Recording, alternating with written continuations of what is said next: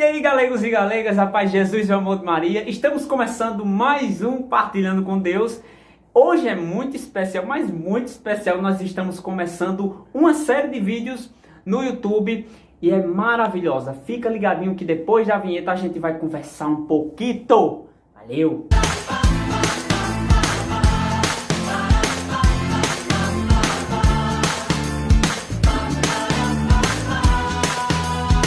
E aí galera, a paz de Jesus e o amor de Maria estejam em vossos corações. Hoje o vídeo é mais do que especial, pois nós estamos dando início a uma série de vídeos aqui no YouTube do Partilhando com Deus, certo?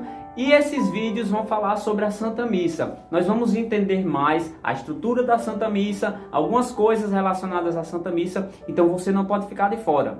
E esse primeiro vídeo de hoje, vamos falar sobre a estrutura da Santa Missa e as vestes litúrgicas que são utilizadas pelas pessoas que estão lá no presbitério ou santuário. Vamos logo dar o pontapé inicial, presbitério ou santuário. Se tratando de estrutura da nossa Igreja Católica, nós temos uma coisa chamada presbitério ou santuário.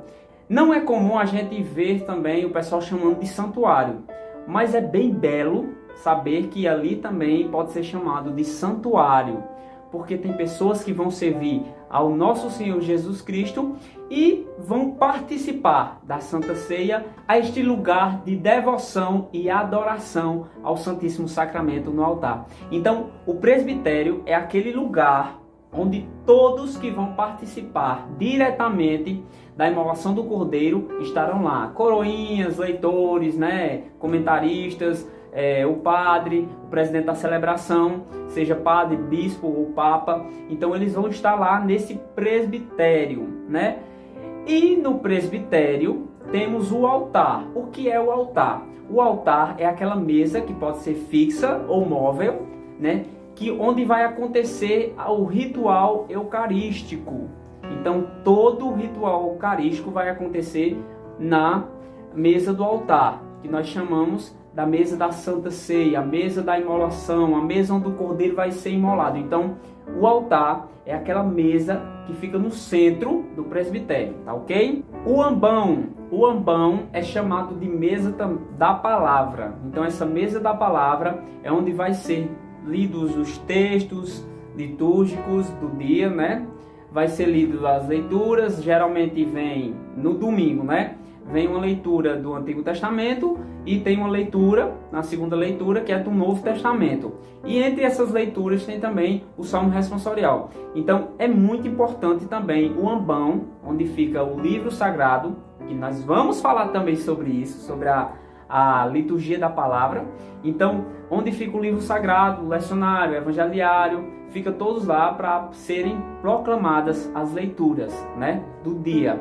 A credência, que é uma mesinha pequena, que fica do lado ali, um pouco mais atrás, mas do lado ali do altar, Onde fica todos os objetos litúrgicos. Quais são os objetos litúrgicos? Onde fica cálice, âmbula, patena, onde fica os panos corporal, sanguíneo, onde fica a tala, onde fica todo aquele equipamento litúrgico que vai ser usado na mesa do Santo Sacrifício, que é o altar, tá certo? Então, a credência é aquela mesinha onde fica todos os objetos litúrgicos, beleza?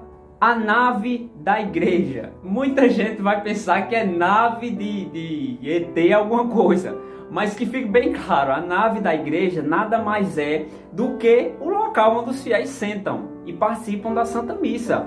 Então, a nave da igreja, pessoal, é exatamente os bancos da Santa Missa, ou cadeiras, às vezes em sítios, em algumas comunidades nós encontramos, cadeiras e tal. Então é onde a igreja, realmente, nós como igrejas fiéis, ficamos sentados, Então é chamado de nave, beleza? Fica ligado, estou dizendo que essa série vai ser top, negão. Então fica aí, não, Netinho de Paula? Fica aí, não sai daí não, meu irmão. Participando também da estrutura da Santa Igreja, temos também o sacrário. Esse daqui não pode faltar de forma nenhuma. Por quê? Toda a Igreja Católica Apostólica Romana tem um sacrário. Bota isso na sua cabeça. toda a igreja católica tem um sacrário. Por quê? Porque lá é onde vai ser guardadas as partículas consagradas. Essas partículas consagradas, elas são o próprio Jesus em corpo, sangue, alma e divindade. Então essas partículas ficam lá no sacrário. Então por isso que muita gente faz a oração, vai lá conversar com Jesus, porque é realmente a presença de Deus, do Deus vivo, que veio para nós. Então essas partículas consagradas, elas são mais do que especiais, são o próprio Jesus, que ele deixou esse pão e esse vinho para que nós possamos ser salvos, né? Nos reestruturarmos. Então o sacrário é muito, muito, muito importante também para a Santa Madre Igreja. Outra coisa que eu quero colocar aqui também é o confessionário. Por que, Luiz, o confessionário? Em poucas igrejas é muito difícil encontrar-se hoje em dia confessionário nas igrejas católicas. Mas é tão maravilhoso quando você encontra um padre que faz confissões no confessionário. Por quê? Porque é um local de penitência, é um local que você vai realmente se prostrar, você se ajoelha, o padre lhe escuta bem, aquela coisa. Ah, Luiz, mas você quer dizer também que a confissão feita em cadeiras, à parte, é uma coisa que não é para acontecer? Não, pessoal, eu estou dizendo que eu acho lindo e belíssimo o confessionário da Igreja Católica. Eu, particularmente, nunca me confessei, né, nos confessionários, mas eu pretendo com certeza ser confessado por um padre no confessionário, porque é muito lindo, é maravilhoso. Você sai revigorado dali, né? Então a estrutura da Santa Madre Igreja é basicamente isso daí, certo? Para você recapitular.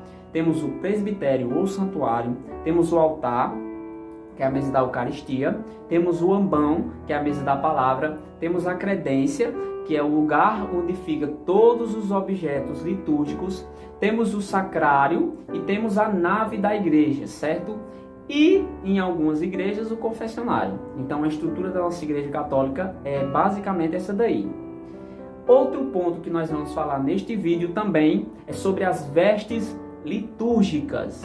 Mas o que é que tem a ver, Luiz, você falar de veste litúrgica?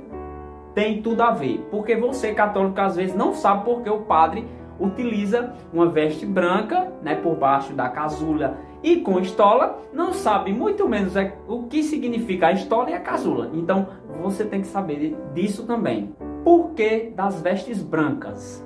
Essas vestes que todos que participam do presbitério, das mesas da Eucaristia e tal, estão de vestes brancas, para relembrarmos o nosso batismo.